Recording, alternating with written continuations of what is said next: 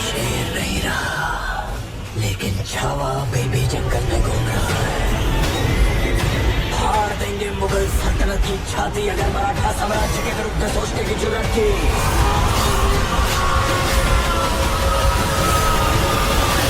हम शोर नहीं करते, सीधा शिकार करते हैं।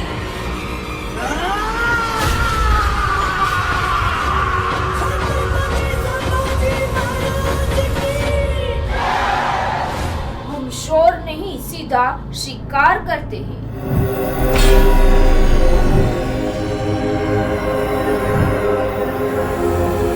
शेर नहीं रहा, मगर छावा अभी भी जंगल में घूम रहा है।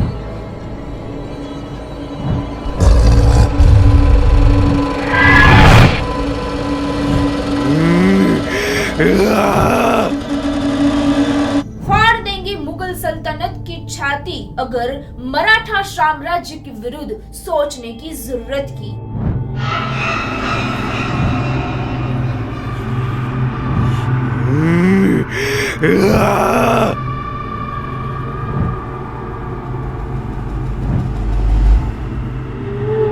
नमस्कार दोस्तों, छावा का ट्रेलर रिलीज हो गया है और काफी अच्छा भी है। लेकिन छावा का मतलब क्या है और क्या है ये स्टोरी, आइए जानते हैं। छावा का शाब्दिक अर्थ शेर का बच्चा होता है और ये नाम छत्रपति संभाजी महाराज के जीवन को सही रूप से परिभाषित करता है।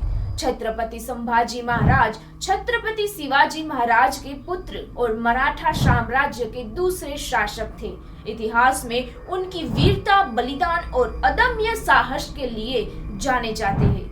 उनकी कहानी मराठा साम्राज्य के स्वाभिमान और संघर्ष की गाथा है। आइए जानते हैं संभाजी महाराज का जन्म और प्रारंभिक जीवन के बारे में। छत्रपति संभाजी महाराज का जन्म 14 मई 1657 को पुरंदर किले में हुआ था। वे छत्रपति शिवाजी महाराज और उनकी पहली पत्नी सईबाई के पुत्र थे। बचपन से ही संभाजी महाराज असाधारण बुद्धिमत्ता और नेतृत्व क्षमता के धनी थे।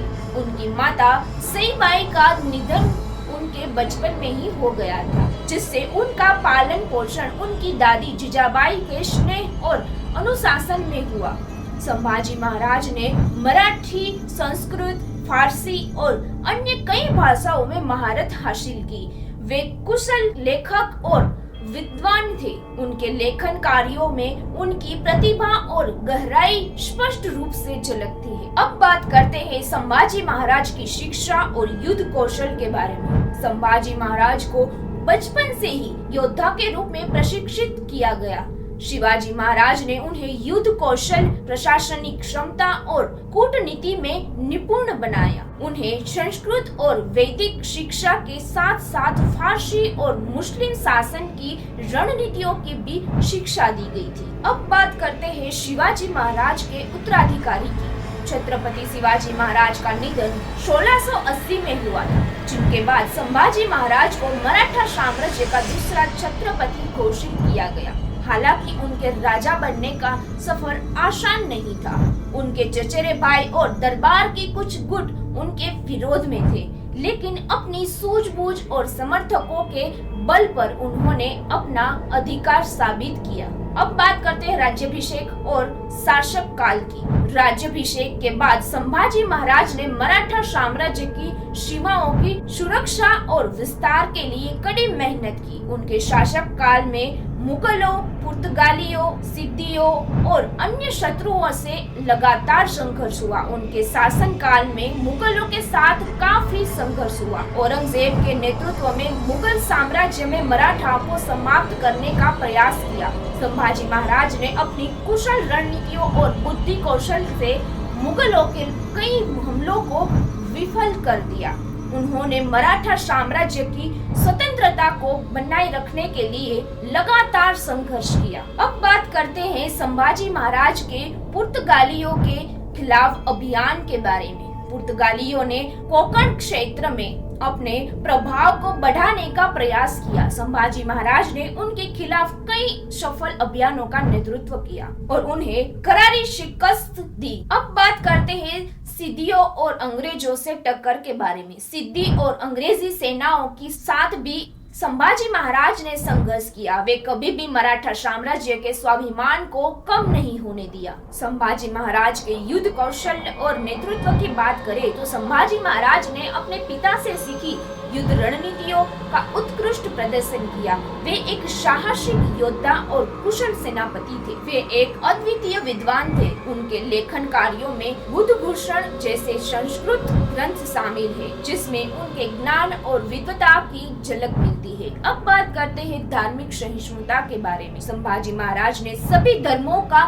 सम्मान किया और किसी भी धार्मिक भेदभाव को अस्वीकार किया। वे अपने शासन में न्याय और समानता के पक्षधर थे। अब बात करते हैं संभाजी महाराज की गिरफ्तारी के बारे में। 1699 में संभाजी महाराज अपने विश्वसनीय मित्र कवि कालस के साथ संगमेश्वर में थे, यानी कि वर्तमान का महाराष्ट्र के रत्नागिरी जिले में। मुगल सम्राट औरंगजेब ने मराठा साम्राज्य को समाप्त करने के लिए अपने सेनापति मुकर्ब खान और रोहिल्ला सरदार को संभाजी महाराज को पकड़ने का आदेश दिया। मुगल सेना ने अचानक हमला करके संगमेश्वर को घेर लिया। संभाजी महाराज और कवि कालस को मुगल सेना ने धोखे से गिरफ्तार कर लिया। यह घटना मराठा साम्राज्य के लिए एक बड़ा झटका थी। गिरफ्तारी के बाद संभाजी महाराज को औरंगजेब के शिविर में लाया गया। वहां उन्हें अमानवीय यातनाएं दी गई। औरंगजेब ने उनसे मराठा साम्राज्य को समर्पण करने और इस्लाम धर्म स्वीकार करने की मांग की। संभाजी महाराज ने स्पष्ट रूप से इन मांगों को अस्वीकार कर दिया। उन्होंने साहस और धर्मनिष्ठा का परिचय देते हुए मराठा स्वाभिमान और हिंदू धर्म की रक्षा के लिए अपने प्राणों की आहुति देने का निश्चय किया। और फिर औरंगजेब ने संभाजी महाराज को यातनाओं से मौत की सजा सुनाई। उन्हें नृशंस रूप से प्रताड़ित किया गया।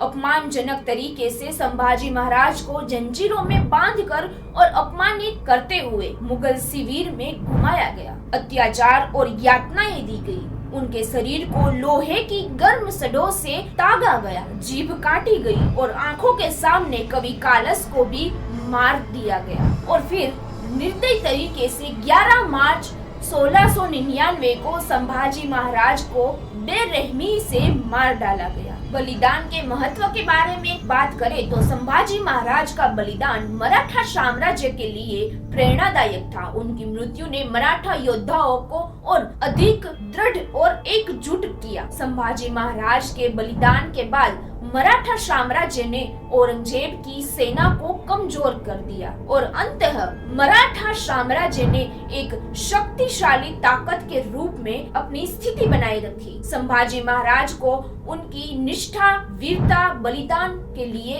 आज भी याद किया जाता है। उनके साहस और धर्म की रक्षा की भावना भारतीय इतिहास के गौरवशाली अध्यायों में अमर है। अब बात करते हैं छावा उपन्यास। शिवाजी सावंत द्वारा लिखी गई छावा उपन्यास संभाजी महाराज के जीवन पर आधारित है। यह उपन्यास उनके संघर्ष, वीरता और बलिदानों को बड़ी ही संवेदनशीलता और सजीवता से प्रस्तुत करता है। छावा उपन्यास मराठी साहित्य का एक अद्भुत उदाहरण है और पाठकों को संभाजी महाराज की जीवन और विचारधारा से परिचित कराता है। अब बात करते हैं संभाजी महाराज की विरासत के बारे में। संभाजी महाराज का जीवन प्रेरणा का स्रोत है। उनके बलिदान से मराठा साम्राज्य को मजबूत किया और उनकी वीरता ने भारतीय इतिहास में उन्हें अमर कर दिया। आज भी उनकी कहानी साहस, स्वाभिमान और बलिदान की मिसाल मानी जाती है। उनके बलिदान ने मराठा साम्राज्य के युवाओं को संघर्ष करने और स्वतंत्रता के लिए खड़े होने की प्रेरणा दी। संभाजी महाराज की विरासत केवल मराठा साम्राज्य तक सीमित नहीं है, वे पूरे भारत के लिए प्रेरणा स्रोत है। उनकी कहानी यह सिखाती है कि सच्चा नेतृत्व केवल ताकत से नहीं बल्कि न्याय, विद्वता और साहस से आता है। उनकी गिरफ्तारी और बलिदान की कहानी मराठा साम्राज्य के इतिहास का एक महत्वपूर्ण और हृदयस्पर्शी अध्याय है। तो दोस्तों, ये थी संभाजी महाराज की वीरता और बलिदान की कहानी, जिसे सुनकर आज भी हमें ऐसे हमारे योद्धाओं पर गर्व होता है और इनकी कहानी हमें प्रेरणा भी देती है। तो ये कहानी आपको कैसी लगी वो कमेंट करके जरूर बताइएगा। धन्यवाद दोस्तों।